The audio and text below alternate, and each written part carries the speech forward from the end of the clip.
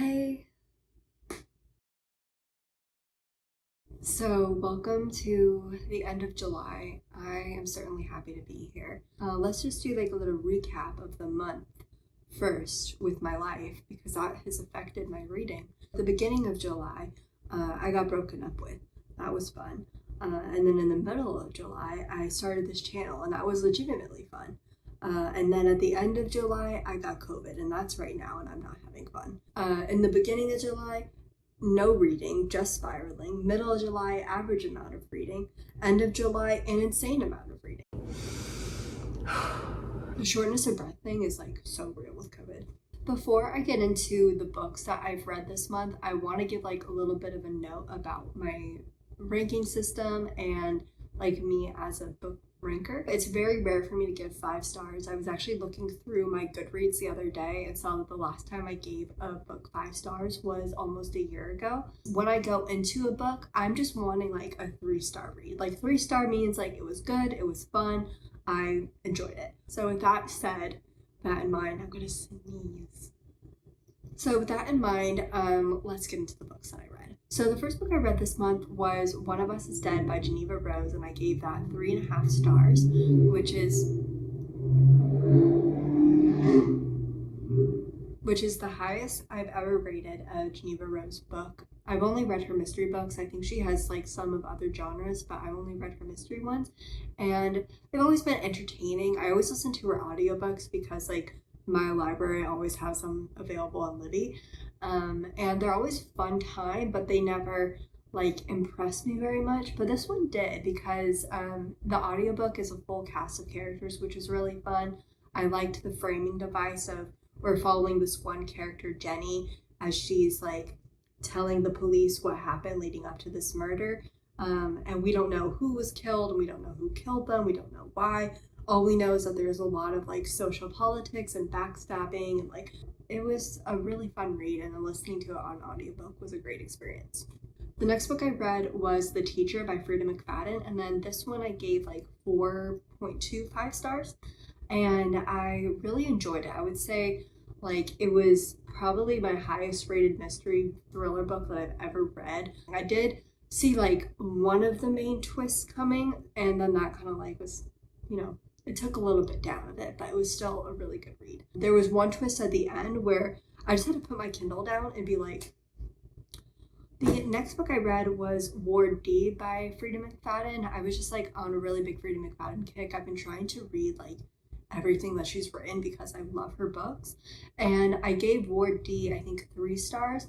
I also listened to this on audiobook, and whoever does her audiobooks, I think it's like usually the same person, does a really good job with it. Like I didn't love Brooke, I think is the main character. No, Amy is the main character. I didn't love her, but it was a good time. The next book I read was Throne of Glass by Sarah J Maas, and this is one that I've read previously, I think back in high school, and it wasn't for me at that point, and that was like when I was in the midst of reading like the ACOTAR series. I think I was waiting for the last one to come out, but my friend made like a big case for why I really needed to give the series another chance, so I decided to, and like kept in mind things that like she told me she loved about the series while I was reading, and that really helped me. I can get into it more, so I ended up giving it like 3.75 stars, and I definitely see the merits of why it's so popular. So I'm definitely continuing with this series, and I'm excited to see where it goes, but that's like, I don't love it, don't hate it. The next book I read was The 5-Star Weekend by Ellen Hildebrand, and that I gave like 2.5 stars. I did enjoy it, but there were things about it that took away from my enjoyment. Like each woman is dealing with like their own like conflict that they kind of have to like set aside for this weekend because like they don't want the others to know and like don't want to make a big deal of it. And Drew Ann's conflict, I just felt like was very unrealistic. Like every other woman's conflict, I mean, maybe not every other woman's, but like they were all realistic in a sense. And then hers, I was just like, I just don't see this happening. And like it really like took me out of it. In that same vein, I didn't like how anyone under the age of 30 was portrayed in this book. Like everyone under the age of 30 was like very insufferable, talked like a meme. It was very just like Gen X, how they think Gen Z talks.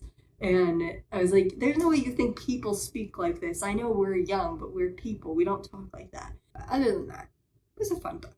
I also didn't like the romance in it. I was like, I didn't really see much of a romance. Like, I know that it's like, oh, her first love is back on the thing. And I don't know, there wasn't actually like that much interaction between them. I was like, this isn't a romance. This is just whatever. The next book I read was Do Not Disturb by Freida McFadden, and this was like my least favorite Freida McFadden book I read. I gave it 2 stars. One of my biggest pet peeves in mystery thriller books is when we have a perspective of one character, right? And we're seeing their thoughts, like it's told from their perspective. And then it comes out later, like in the end of the book, we get the like, haha, I was evil the whole time. And it's like, that doesn't make sense. Like, it would make sense if we never got their perspective, but if we're reading the narrative from their perspective, they wouldn't be hiding their, like, evilness, you know? They would just be evil. So I don't like that switch, and that kind of happened in this book. I should take breaks in between, like, discussing each book to breathe. Like, I feel like I just ran a mile every time I finish a sentence. So the next book I read was Don't Let Her Stay by Nicholas Sanders, and I gave this, I think, like 2.5, 2.75 stars. It was another mystery book about this lady who is married to a man who has a daughter from a previous marriage, and she just had her own baby, so she has like a newborn, and then all of a sudden this daughter decides that she wants to come spend like a couple weeks with her father and this lady, like the new mom. And then it turns out that like she's not cool, she's very mean. It's like kind of like Gaslight Central. It's just like a very odd book and like way to portray a mystery, but the end definitely did pick up and like got really interesting, so that's why I liked it a bit more than something like Do Not Disturb. The next book I read was Love and Other Words by Christina Lauren. Wait, I have that one here. Okay. Oh, I had Ellen Helvin. Here's the 5-star weekend if you were wondering what it looks like in person. So Love and Other Words by Christina Lauren is the next book that I read. I gave it 3.5 stars. This was like the second book that I read after getting COVID. So I read this and Don't Let Her Stay in the same day. And I think that affected my rating of it. I would love to reread this like in a bit over like a week rather than like 4 hours to see if that changed my rating, because it is very much a story of how their relationship develops over like meeting each other as kids and like growing up together, and then when they separate and then reconnect like a decade later. So it spans a long time. So I think reading it in 4 hours, like I lost some of the significance of like how long these characters have been bonded. So I would like to reread it, but I still give it 3.5 stars because these are very real, beautiful characters who make some mistakes, but at the end of the day come back together. It all in all was a good book. I mean, maybe it was more than 3.5 stars. I don't know. When I think about like why didn't I give it a higher rating, I don't really know, but that's just the rating that feels right to me. The next book I read was Evil Under the Sun by Evil Under the Sun by Agatha Christie. This one I gave 3.5 stars because I didn't feel super invested in the story itself. It was a very well told story. And then the last book I read in July ended up being a total like sweep me off my feet kind of thing. 4.75 star read, The Love Hypothesis by Ali Hazelwood. I was not expecting to love this as much as I did. I read Love Theoretically by her like a couple months ago, and like it was okay but not my favorite, so I wasn't expecting to really connect to this story, but I loved Olive Adam's story so much. I loved the writing. It had me giggling, kicking my feet. Was exactly what I needed while like in the throes of COVID. It was just so cute and fun. The only thing that I didn't like that took it away from being 5 stars was the miscommunication trope, because I hate that trope so much. Not only is it frustrating, but I also think that it's kind of like a cop-out in terms of extending the plot, because there's no real conflict there. It's just like the characters being annoying. Breathe. Okay. I gotta end this video. I'm struggling here. I feel like I just run a marathon. I wouldn't know what that would feel like. I've never run a marathon. I do have some stats for you if you're interested. I love little statistics.